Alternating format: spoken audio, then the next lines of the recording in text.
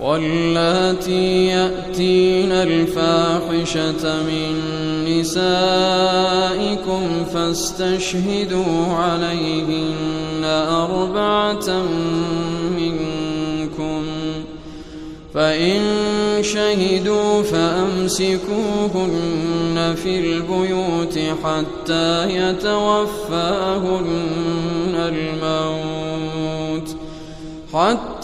يتوفاهن الموت أو يجعل الله لهن سبيلا.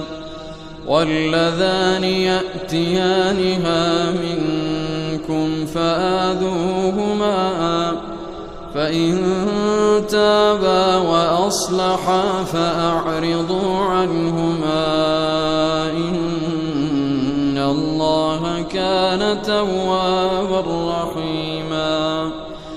إنما التوبة على الله للذين يعملون السوء بجهالة ثم يتوبون من قريب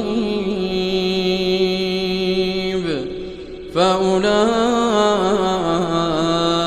يتوب الله عليهم، وكان الله عليما حكيما.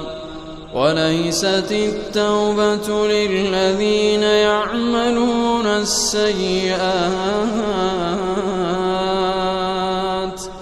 حتى إذا حضر أحدهم الموت قال إني تبت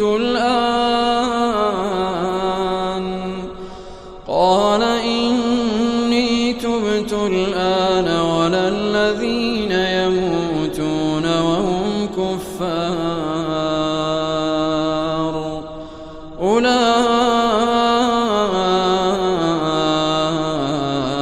أعتدنا لهم عذابا أليما.